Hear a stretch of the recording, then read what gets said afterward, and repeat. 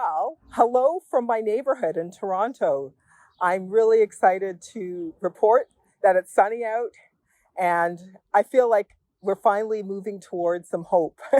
We're moving towards some opportunity to go outside, enjoy the weather, socially distance, see up to 5 people, I believe. Don't quote me on that. Anyway, so glad to see you guys this month. This month, we're actually going to be talking about a few things. I'm going to focus my part on gray divorce and the 7 financial risks you should be aware of. The studies are showing that seniors are the fastest demographic who unfortunately are getting divorced. So we're going to spend some time talking about that and what you should be thinking about if you're one of them. Some other information you'll find interesting in this month's newsletter is we're also going to talk about last minute tax tips. Yes, this month is the last, actually June 1st, so we have only a few days left, so it's literally last minute, is the deadline. The deadline has been extended for taxes, and so June 1st is now the tax filing deadline. So we've shared with you some tax tips, and of course, we're always sharing the market updates, and we also have some information this month on issues around COVID, some things that you need to think about regarding COVID, the financial implications of COVID. So check it out and stay tuned for this month's timely tips. So if you're someone who is facing a gray divorce, there's a few things that you need to think about. The first one is, were you involved in the decisions of the household? Because the process of going to a lawyer and figuring out what you're going to do when it comes to separating, the lawyer is going to ask you about a lot of financial documents. And your financial documents have to do with things like your net worth, assets, liabilities, where are all your assets located, what's the value of your home. Also thinking about how much debt you're in. Do you have credit card debt? And for some people who, especially if you're female, if you left these decisions to your spouse, are you aware of these numbers? Do you know the numbers, the financial numbers of your household? It's something that sometimes people who weren't involved in the household find very daunting. And so I encourage you to start that process. If you're someone going through divorce, start trying to assemble these documents, these really key documents together, because they're going to mean everything to being able to negotiate what you deserve in a divorce. The other thing that you really need to think about is your home. If you're someone who, like lots of people, love where you live, I love this neighborhood that I live in, and thinking about separating means splitting half your assets. And so can you afford to stay in your home after the divorce? What's your home valued at? What will you get after debt? What will you be left with? Or could you even afford to buy out your partner in this scenario? Are you earning an income? So the crucial question to ask yourself there is, can you afford to live in your home when it's just you and one income? And this is even a more crucial question if you did not work outside of the household. 3, the next thing to think about is, what are your expenses? Can you afford the lifestyle? So we were spending some time talking about the house, but can you afford the lifestyle that you had prior to divorce? You really need to write down all of your expenses and also consider putting aside, if you're receiving an income, if you have a job and you're receiving an income, you really want to sock away as much money as possible. Because all kinds of expenses are going to come out of the woodwork during a divorce.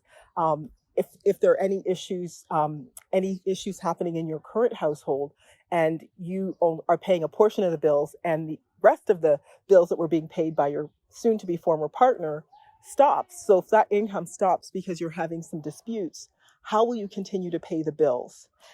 Having that financial cushion, if you're putting a budget together right now, setting aside as much extra cash you can get your hands on and building that to pay for the divorce, to pay for expenses that might come up, to pay for if all of a sudden income from your soon-to-be former partner stops.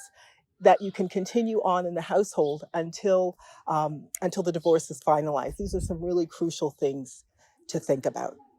Number 4, establish a credit identity.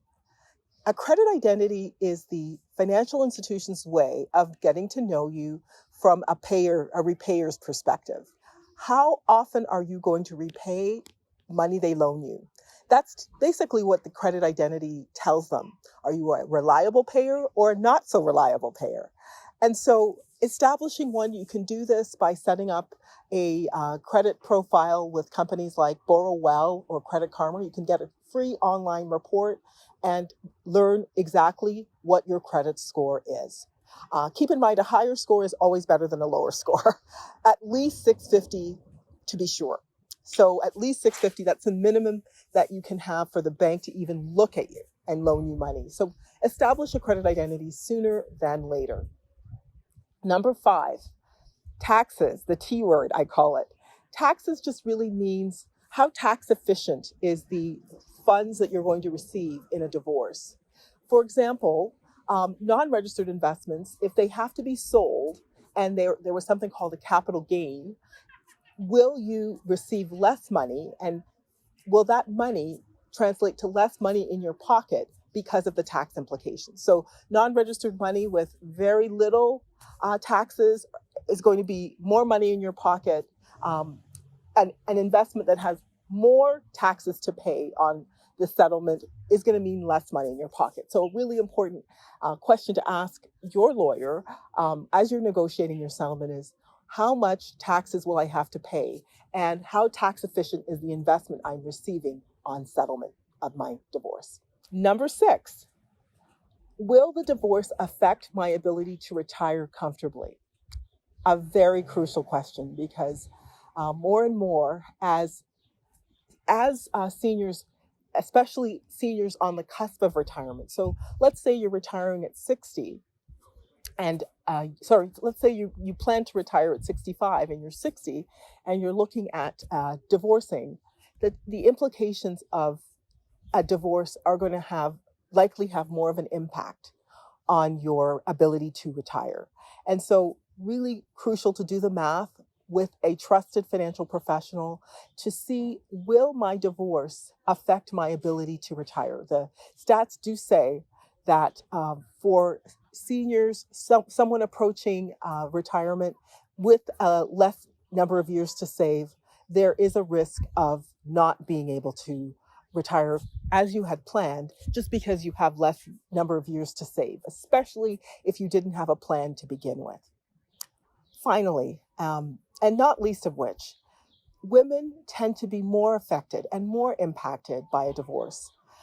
We tend to really decide that we don't want to spend a lot of time looking at the numbers. We tend to settle quickly, just simply because we want to get it over with. And that might cost us in the end. And the reason we have to think carefully about negotiating quickly, not advocating for ourselves financially, is we live longer, we tend to make less, and we tend to spend a number of years caregiving. So consider this as you plan for your divorce. If you're a woman, recognize that you're at risk and do your best to financially advocate for yourself by doing the math, especially the math in the divorce. So these are some things to consider. I'm going to spend a couple more minutes just wrapping up, but these are some things to think about as you plan for something no one plans for, which is a divorce, especially at a time in your life when most financial magazines tell you you're going to be on the beach with your partner, having a wonderful retirement together. It doesn't always turn out that way. And really, a great divorce, nobody wants to divorce later in life. But if you have to, know your risks, understand your risks, and really try to create the best financial outcome for yourself and your family. So in closing, as you can see, I'm still not here with the rest of the team. I'm missing them. They're missed. Unfortunately, just because of social distancing, we haven't come out with a way there's Zoom, and we might look at that for next month, but we haven't actually brought the team in to look at ways we can discuss some of the issues that I'm bringing to you today. But I wanted to wrap up to say, The weather's getting better, really excited about that. The province is reopening slowly. Economically, we're reopening. Stores are beginning to reopen street side. And I really feel like this is the start of getting the country back to work, looking at ways to improve. And you have to think, community that's out there, you want to think about how can you get yourself in order as the country gets their self back. How can you get your financial house in order during COVID? Please feel free to reach out to us. If there are ways that we can help you to get your financial house in order as you go through COVID, we might be on this journey for a while. And so the truth is, the only thing we can ever worry about are the things that we can control. So we're here to help. Please, if you like this article or you like this video, check out our YouTube channel. And also feel free to let us know if there are other topics you'd like to see for a future timely tip. Thank you so much for staying in touch with us. Take care of yourself. Take care of your loved ones. Stay safe and stay healthy, community. See you next month.